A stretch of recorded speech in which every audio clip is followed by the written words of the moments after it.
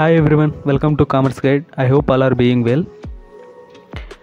Indian Contract Act 1872 part 3 వీడియోలో ఒక valid offer యొక్క ఎసెన్షియల్ క్యారెక్టరిస్టిక్స్ అంటే ఏంటి అని తెలుసుకుందాం ఈ వీడియోలో, ఈ పార్ట్ 3 వీడియోలో. అండ్ ఫస్ట్ ఆఫర్ యొక్క definition. It is an established principal that an agreement arises only when offer is made by one person and is accepted by the other person to whom it is made. ఒక వ్యక్తి offer అనేది right చేయాలనుకున్నప్పుడు ఎవరికైతే right చేశాడో అతను acceptance ఇచ్చాడు అనుకోండి, అతను ఈ ఈక్వేషన్ని అగ్రిమెంట్ అంటారనమాట. This is the basic principle for the agreement. Thus an offer and its acceptance is the starting point of an making agreement. ఒక అగ్రిమెంట్ రైజ్ అవ్వడానికి ఆఫర్ అండ్ యాక్సెప్టెన్స్ అనేటివి starting points. Offer and proposal, offer or proposal రెండిటి same అనమాట. ఈ Indian contract యాక్ట్లో ఏ section అనేది ఆఫర్ని తెలియజేస్తుందంటే section 2A. Section 2A of Indian contract act defines the proposal or offer. దీని యొక్క డెఫినేషన్ ఏంటంటే when one person signifies to another his willingness to do or to abstain from doing anything. ఎవరైతే ఒక వ్యక్తి ఇంకో వ్యక్తికి తన విల్లింగ్నెస్ తెలియజేస్తున్నాడు ఈ పని చేయడానికి, కానీ ఏదైనా పని చేయడానికి లేదా ఆ పని మానుకోవడానికి, with the view to obtaining the assent of that other to such act or abstinence. అతని ఏ ఉద్దేశంతో అతని విల్లింగ్నెస్ తెలియజేస్తున్నాడు అంటే తన అంగీకారం కోసం, అసెంట్ కోసం, ఏదానికంటే ఆ యాక్ట్ ఏదైనా పని చేయడానికి కానీ మానుకోవడానికి వేరే వాళ్ళ యొక్క పర్మిషన్ని తీసుకోవాలనుకుంటున్నాడు. దాన్ని ఏమంటారంటే he side to make a proposal. ఈ సిచ్యువేషన్లో ఫస్ట్ వ్యక్తి ఏం చేస్తున్నాడు, వేరే అతనికి ప్రపోజల్ అనేది ఇస్తున్నాడు, ఆఫర్ ఆర్ ప్రపోజల్. దీన్ని ఆఫర్ యొక్క definition. And the person making a proposal is called promisor or offeror. ఎవరైతే ఆఫర్ని రైట్ చేస్తున్నాడో లేదా ప్రపోజల్ని రైట్ చేస్తున్నాడో he is called promisor or offeror. The person to whom the proposal is made is called promisee or offeree. ఎవరి కోసం అయితే proposal అనేది రైజ్ చేయబడిందో అతన్ని ప్రామిసీ ఆర్ ఆఫరీ. ఈ ప్రామిసీ అండ్ ఆఫరీ ఎవరైతే ఉన్నారో వాళ్ళు యాక్సెప్టెన్స్ తెలియజేయాల్సి ఉంటుంది. For example, X says to Y, I want to sell my car to you for 1 lakh. X అనే అతను Yకి తన విల్లింగ్నెస్ తెలియజేస్తున్నాడు. ఏమని? I want to sell my car for 1 lakh. Here to sell car is an offer or proposal. ఇక్కడ car అమ్మడం అనేది ఈ Yకి offer, X అనే అతను Yకి ఆఫర్ ఇస్తున్నాడు అనమాట. X who has made the offer is called offerer or promiser. ఇక్కడ X అనే అతను ఆఫర్ రైజ్ చేశాడు కాబట్టి ఇతను ఆఫరర్ ఆర్ ప్రామిసర్ అని అంటారు. Y to whom the offer has been made is called offeree or promisee. ఎవరి కోసమైతే ఆఫర్ రైజ్ చేయబడిందో, సపోజ్ X అనే అతను Yకి ఆఫర్ ఇచ్చాడు కాబట్టి Y అనే అతను యాక్సెప్టెన్స్ తెలియజేయాల్సి ఉంటుంది. అందుకు ఇతన్ని ప్రామిసీ ఆర్ ఆఫరీ అంటారు. And essential characteristics of valid offer. ఒక ఆఫర్ అనేది వ్యాలిడ్ ఆఫర్ అవ్వడానికి ఏవేవి ఎసెన్షియల్ క్యారెక్టరిస్టిక్స్ అనేది చూద్దాం. ద ఫస్ట్ పాయింట్ వచ్చి the offer must be capable of creating legal relations. ఒక ఆఫర్ వ్యాలిడ్ ఆఫర్ అవ్వాలంటే అవి లీగల్ రిలేషన్స్ అనేది క్రియేట్ చేసే కెపాసిటీ అనేది ఉండాలి ఆ ఆఫర్కి.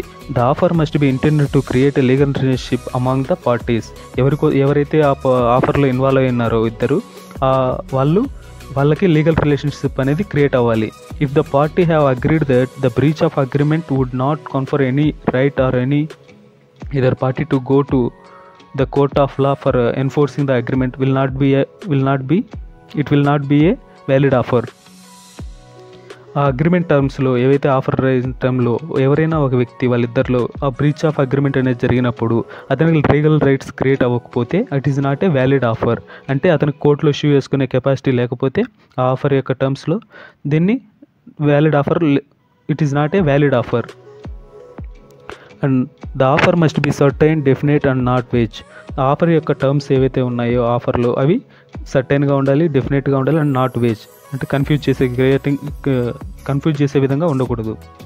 The terms of the offer must be certain, unambiguous and not vague. If the terms of the offer are vague, no contract can be entered into because it is not clear as to what exactly the parties intended to. ఇది దాని meaning అనమాట. And next, the offer must be communicated to the other party. The offer must be communicated to the person to whom it is made. Thus, an offer accepted without its knowledge does not confer any legal rights on the acceptor. Third point వచ్చి offer ఎవరైతే promisor or offeror raise చేశాడో offer అది ఖచ్చితంగా ఆ ఆఫరీకి వేరే అతనికి communicate చేయాలి. ఒకవేళ కమ్యూనికేట్ వితౌట్ నాలెడ్జ్ అతను యాక్సెప్టెన్స్ ఇచ్చాడు అనుకోండి, it is not a constitutive valid offer. Fourth point, the offer must be made with the view to obtaining the consent of the offeree. Offer అనేది కంపల్సరీగా ఆఫర్ యొక్క consent కోసం, దాని intention ఏంటంటే offer యొక్క కన్సెంట్ కోసం రైజ్ చేసి ఉండాలి. If a person merely makes a statement without any intention to be bound by it, then it is not a valid offer. ఏదైనా స్టేట్మెంట్గా చెప్పినా కానీ అవతల వ్యక్తికి it is not constitute a valid offer. And merely making an enquiry does not constitute an offer. అలాగే ఎవరైనా కొత్త వ్యక్తి సిటీలోకి వచ్చి ఏదైనా అడ్రస్ కోసం అడిగితే, ఎంక్వైరీ చేస్తే, ఏదైనా పలానా దానికోసం ఎంక్వైరీ చేస్తే it is not constitute a valid offer. అదే ఆఫర్ కింద రాదు, అతను చెప్పచ్చు చెప్పకపోవచ్చు. It is not a valid offer. Firstly it is not constitute a offer, that's the main thing. And fifth one వచ్చి the offer must be distinguished from an answer to a question.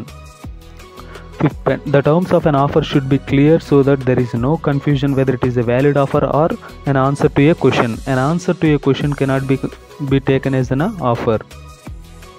ఏదైనా question raise అయినప్పుడు ఆ క్వశ్చన్కి answer ఇస్తే it is not constitute a valid offer and it is not. And sixth point వచ్చి invitation to offer and is not an offer.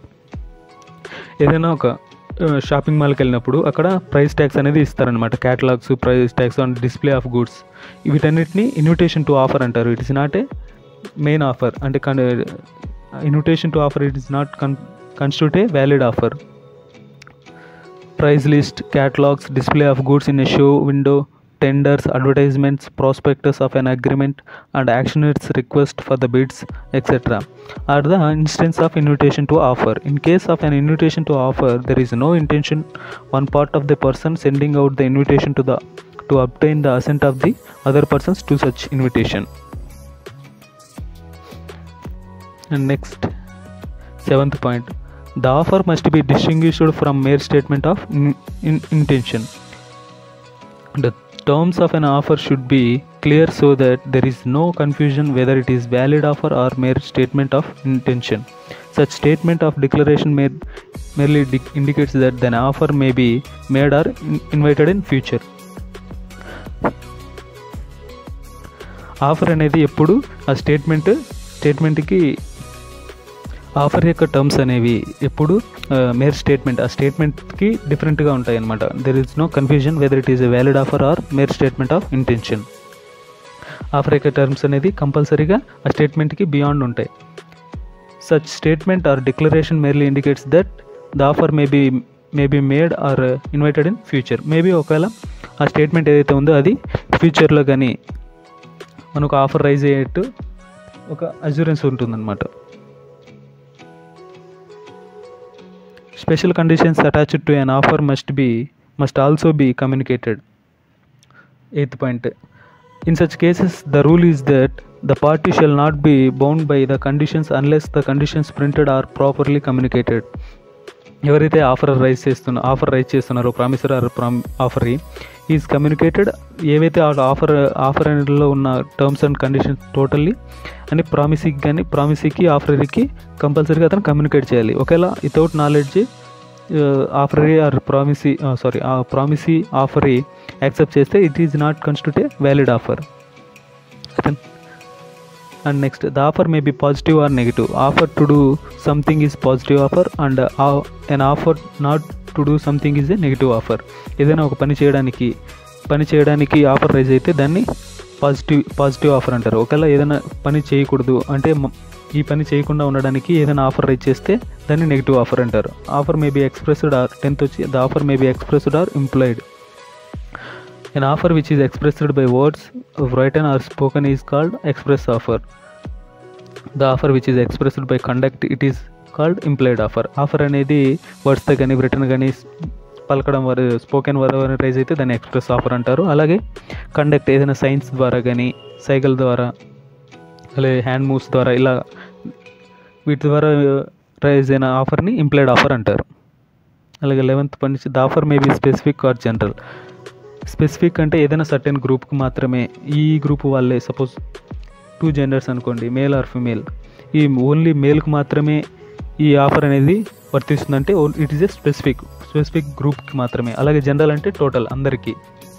an offer is addressed to a specific individual or a group of individuals called it is a specific offer.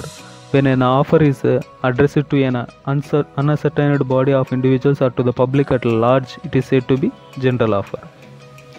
12th, the offer should not contain a term the non-compliance of which would amount to acceptance. One cannot say while making an offer that if the offer is not accepted by a certain time, it will be presumed to have been accepted. ఏదైనా suppose ఒక offer rise చేసిన తర్వాత ఆఫరీ అనే అతను ఈ టైంలో offer అనేది offer అయితే రిప్లై ఇవ్వకపోతే దాన్ని యాక్సెప్టెన్స్ చేసినట్లు భావిస్తాను అనడం అనేది ఇటువంటి కండిషన్స్ ఏవైతే ఉన్నాయో ఇవి వ్యాలిడ్ ఆఫర్ని క్రియేట్ చేయవన్నమాట. Non compliance of which would amount to acceptance. అదే సపోజ్ అతను ఆ టైంలో కానీ రెస్పాన్స్ ఇవ్వకపోయినా, రిప్లై ఇవ్వకపోయినా, ఏది చెప్పకపోయినా ఆఫర్ యాక్సెప్టెన్స్ చేసినట్లు అనుకోవడం అనేది వ్యాలిడ్ ఆఫర్ని కన్స్టిట్యూట్ చేయదు. Thank you for watching my video. Please subscribe and share. Keep supporting.